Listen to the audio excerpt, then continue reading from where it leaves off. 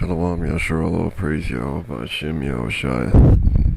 Double honors to the elder apostles of this truth, and peace to the brothers and sisters who push it in truth and sincerity, who really mean it, who really want to save souls, or try.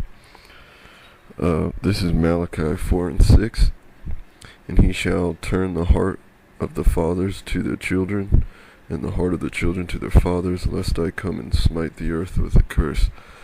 And I just wanted to go over this family tree here of forefathers, as in you can see the forefathers of Abraham. You got Terah, and Terah is Nahawar, which means to snore. That's pretty funny. How many of your old men do you know that snores? And I put in prophecy purple, the chosen from Abraham, Isaac, and Jacob. But from Nahawar gave birth to Bethuel. And Bethuel ended up making Laban. And that's why Jacob was ordered to marry a daughter. Now, if you look over here, though, Haran ends up begetting Lot, which eventually ends up begetting Moabites and Ammonites. You look over here, Abraham and Hagar, they begot Ishmael in the wilderness, which is very prophetic in what Ishmael had to go through. And again, recapping how Laban comes into play with the scriptures. Now, what's really interesting, I want y'all to realize that the world just keeps populating and populating and populating with whatever that the natural body is dying off. You also need to realize, like a lot of other nations, a lot of people who are asleep don't realize, a lot of tribes and nations lived in close proximity. You pay attention a lot. Again, these two were born by Lot's daughters, and you can go in the prophecy there, but the commonality is, if you go back up, if many of you are naysayers, y'all might just be like kind of an unloving heart, and your mind is asleep, because the harsh judgment that people are getting scared about for just day-to-day joy and mirth with your labor under the sun, and it's turned into a cesspool of bullshit because a particular group and others who have neglected the ways of trying to live healthy, which is hard to even listen to because you're in the 21st century, allegedly, and you can't fathom an earth that will just wake up, fetch your water,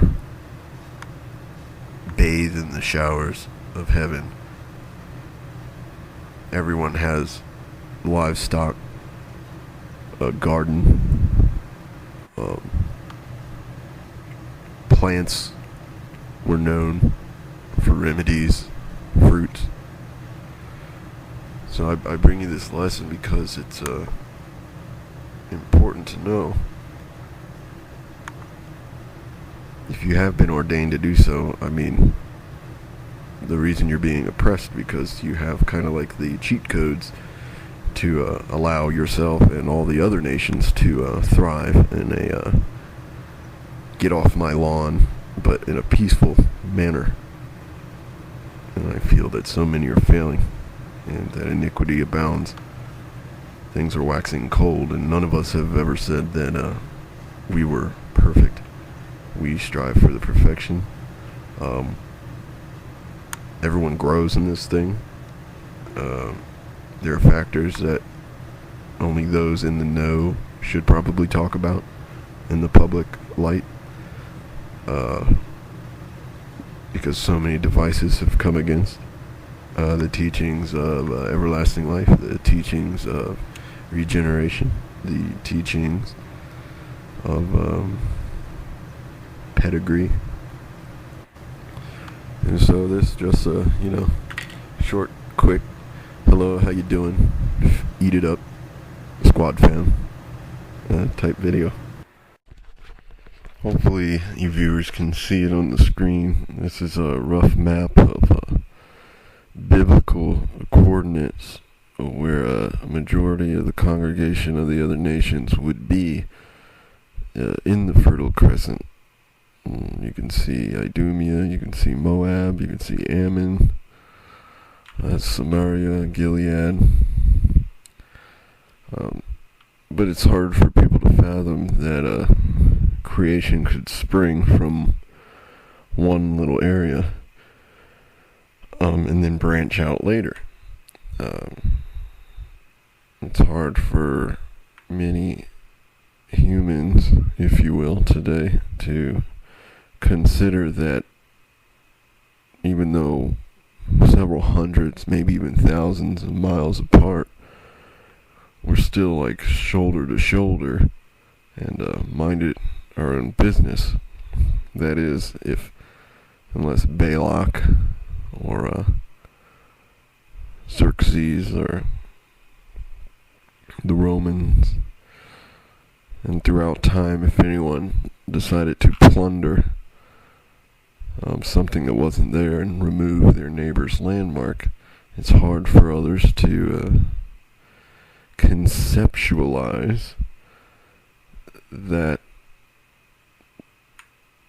how others are neighboring each other today based on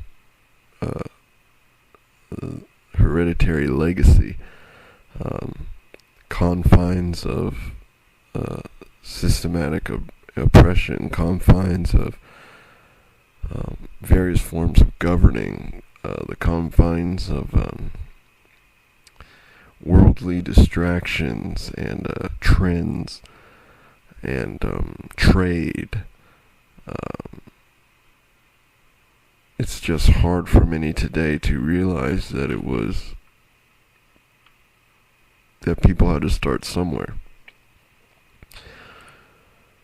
And what is really hurtful is that even though we are telling the whole world, essentially, to wake up, and we are hoping to wake up the elect and to teach our kinsmen,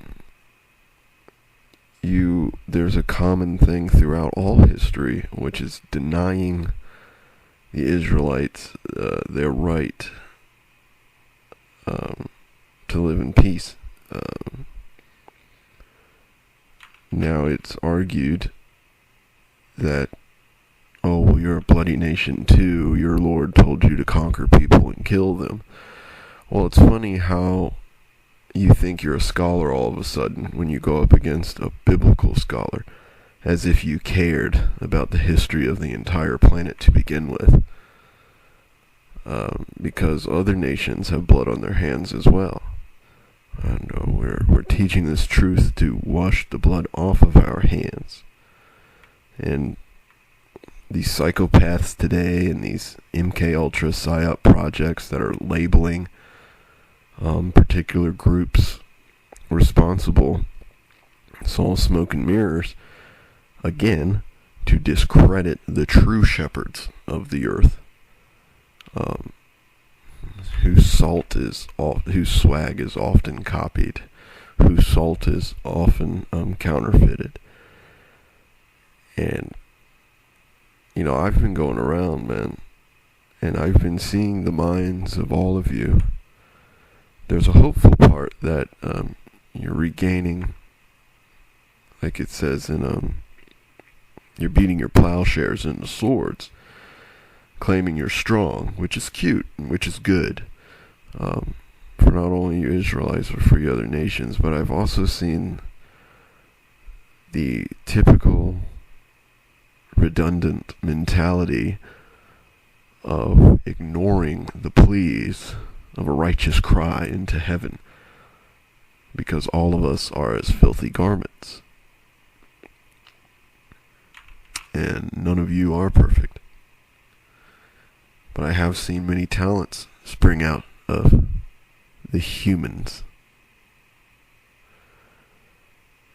And I hope that this lesson can edify anybody who's seeking to figure out history,